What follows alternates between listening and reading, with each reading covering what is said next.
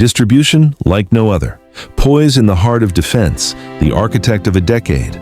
But critics notice something. Can he actually defend? Is he a generational talent being exposed by a suicidal system, or a luxury player who becomes a liability when the ball isn't at his feet? Today, we strip away the hype. When you watch Pau Cubarsí, one name keeps coming back: Gerard Piqué. It's the easy comparison, the homegrown guardian who sees passes others miss. But here's the twist. Piqué, at his peak, was a monster in the air and a master of defensive craft.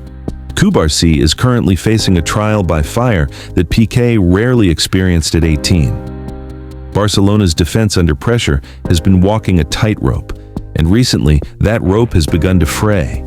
They've conceded more goals than some teams lower down the table. The criticism is mounting. Yes, he has some fantastic attributes, and yes, he's played some great games, but he's also made some mistakes as well. But that's the easy read, the lazy one. He's too soft. He gets bullied. He's a liability in big games. But is that the truth, or just the lazy analysis of a complex problem? To understand what's happening to Cubarsí, we can't just look at the player. We have to look at the system he's been thrown into. Now, picture a recent European night, a worrisome moment. For the first time, Cubarsí didn't just look young. He looked physically overmatched. When the game turned chaotic, when it became a street fight rather than a chess match, the cracks appeared. Stats on a page can feel abstract. Over the season, Cubarsí has been winning just over 60% of his defensive duels. Not a disaster, but for a club with title ambitions, it invites pressure. Opposing managers see a teenager who, despite his brilliance, can be targeted physically. And then there's the air. His aerial duel success sits around league average for top-level center backs. Respectable, but at Barcelona, average is often treated like a crisis. When teams bypass the midfield, they're aiming at the kid. The modern game demands ferocity that Cubarsí is still building. One-on-ones show his mind is sharp. He reads the game, knows where the ball is going. But knowing isn't enough. He still needs the physical dominance to stop a fully grown striker. Is it alarming? Yes. Is it terminal? Not quite.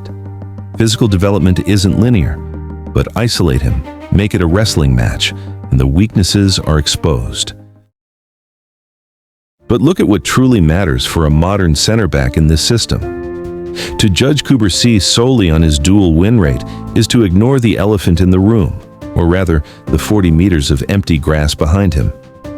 Flick's defensive system is demanding. It's not just high pressing. It's a high-wire act performed without a net.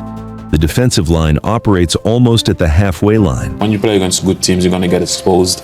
This demands a level of concentration that is exhausting. Even experienced defenders talk about the mental toll this positioning requires. If seasoned professionals struggle with it, imagine the load on an 18-year-old. In this system, one hesitation, one step too far forward, one missed shoulder check, and it's a goal. Cubarsí isn't just defending a zone, he's defending a philosophy. Many worrisome moments happen when the system ahead of him breaks down, leaving him sprinting back toward his own goal against pacey attackers. This is not a conducive environment for a young defender to learn the art of one versus one defending. He is constantly in emergency mode. Every duel feels like a last-man tackle because the line is so high. The margin for error is zero. When he loses a duel in a low block, there is cover. In Flick's system, he is the cover. And let's not ignore the fatigue.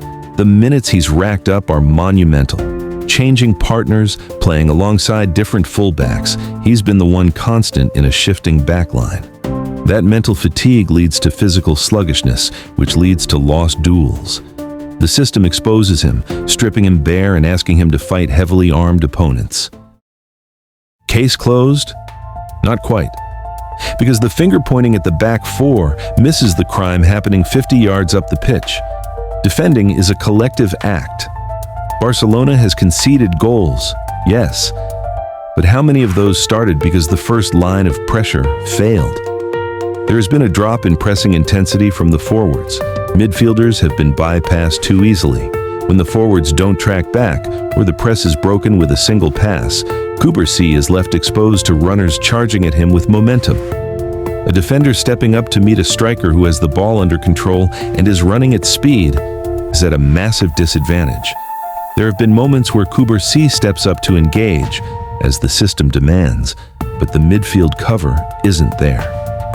He gets bypassed and suddenly it looks like a defensive error. In reality, it's a structural betrayal. He is left hanging out to dry.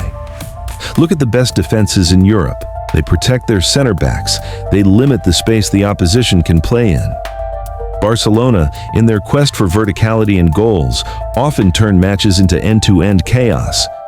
Cubarsí is a controller, a passer, a reader of the game. He is not a chaos defender.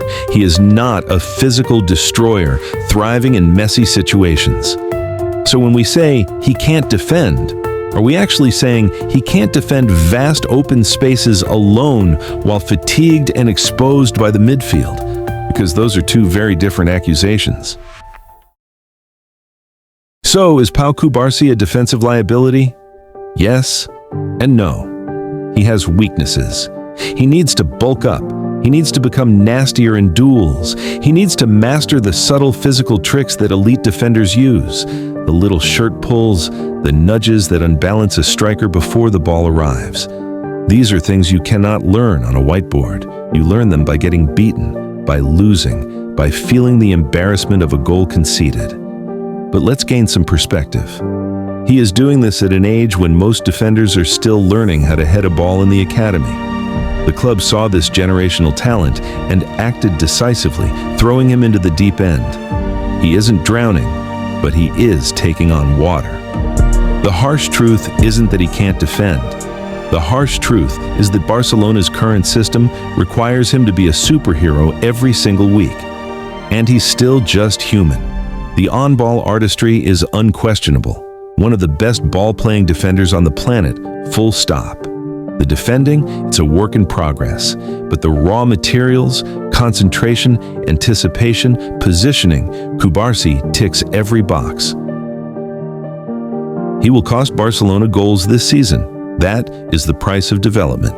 But if he survives this trial by fire, if his body catches up to his brain, we won't be asking if he can defend. We'll be asking how anyone ever doubted him. And just wait until you see how he handles the pressure against Real Madrid's Asensio.